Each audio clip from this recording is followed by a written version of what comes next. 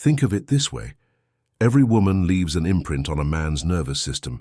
Some are surface level, based on attraction, attention, or convenience, but a woman who connects emotionally, spiritually and psychologically leaves something far deeper, a resonance. It's not what she says. It's the frequency of how she makes him feel, when she listens without trying to fix him, when she looks into his eyes without flinching at his darkness, when she withdraws with grace instead of drama. She teaches him something profound, that love doesn't have to mean control, and because he's never felt that before, his unconscious begins to crave it. It's not sexual. It's existential.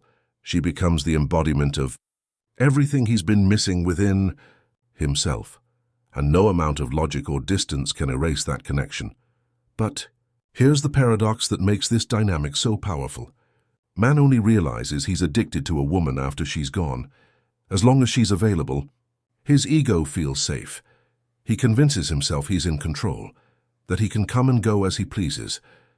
But the moment she steps back, not in anger, but in quiet self-respect, the energy shifts. Suddenly, her silence feels louder than any argument. Her absence feels heavier than her presence ever did. Because now, he's alone with himself, and all the emotions she used to help him avoid come rushing back. Loneliness, insecurity, confusion. He realizes she wasn't just part of his life. She was balancing his inner world. That's when he starts to spiral. He checks her social media. He replays old conversations. He starts wondering if she's moved on, if someone else gets to feel what he once did. And it eats at him, because addiction isn't about wanting someone. It's about needing the feeling they create.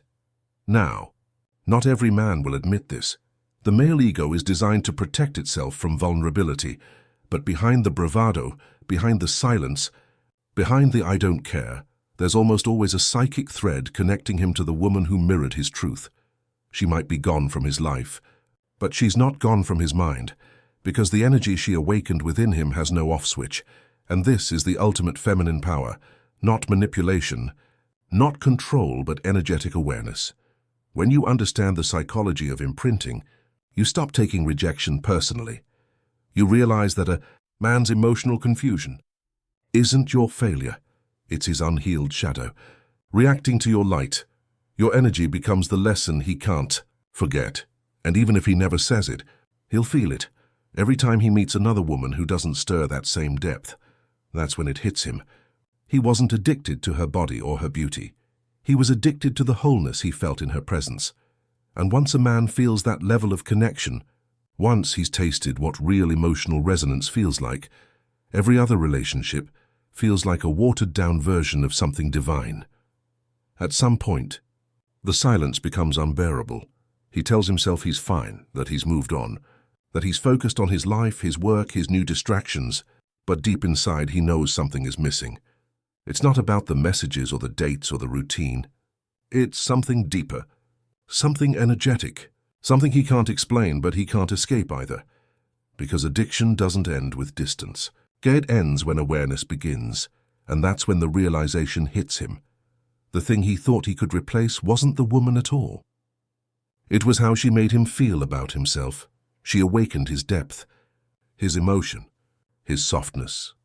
And now every woman he meets feels slightly shallow, not because they aren't good enough, but because they don't bring him back to that part of himself she illuminated. That's the moment a man realizes he's not just missing a woman, he's missing the mirror she once held up to his soul. For women, this is where the real power begins, not in trying to make a man addicted, but in understanding why he becomes addicted. It's not manipulation, it's resonance. When you operate from emotional maturity, authenticity, and calm power, you stop triggering a man's ego and start activating his unconscious. You become the archetype of his anima, the inner, feminine image he's been searching for all along, and that's something no amount of physical attraction or charm can replicate. It's not your beauty that makes him restless when you're gone. It's your energy, the way you held your boundaries with grace, the way you saw him when he couldn't see himself, the way your silence didn't punish but invited self-reflection. When a woman embodies peace, a man's unhealed mind feels both drawn and terrified. He'll come close, then retreat. He'll crave her, then push her away, because to stay in her energy, he must confront the very parts of himself he's avoided all his life. That's why men often lose their calm around emotionally grounded women.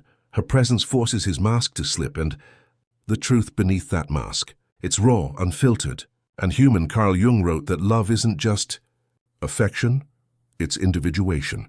It's the process through which we come to know ourselves through another. That's why some relationships feel fated. They aren't meant to last. They're meant to awaken. He didn't meet you to possess you, he met you to remember himself, and once he does, he'll never be the same.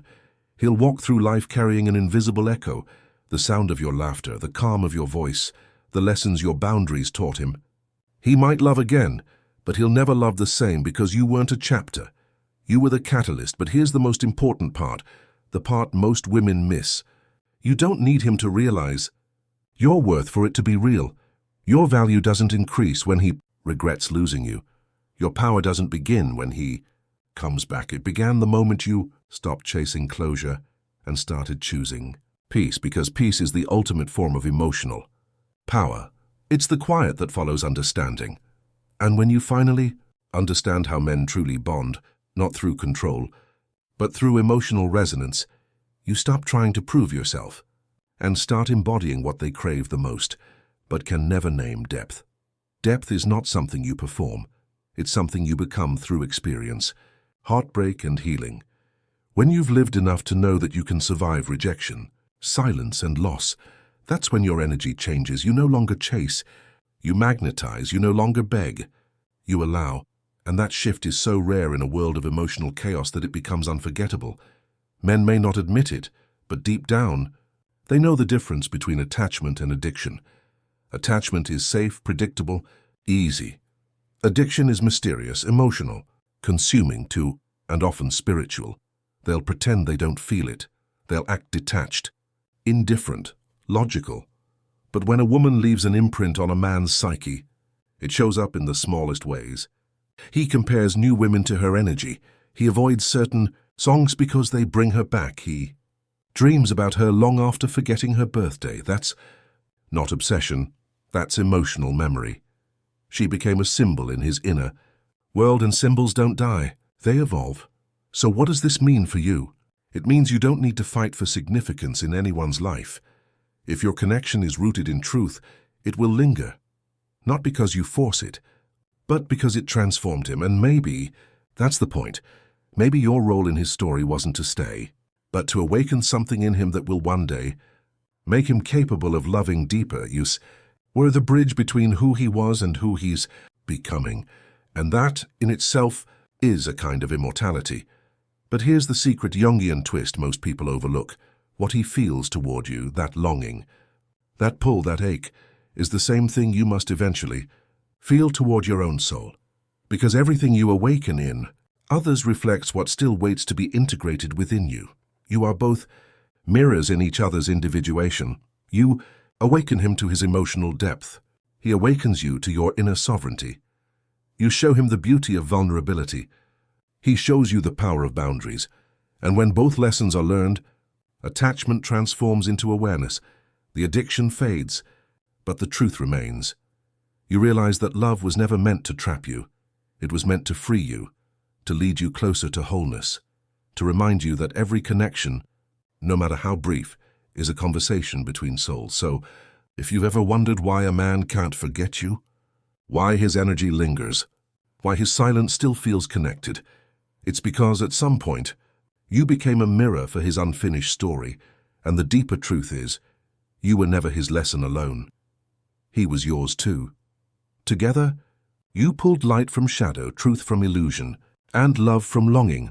And that is the real magic of understanding this psychology, not to control love, but to transcend it.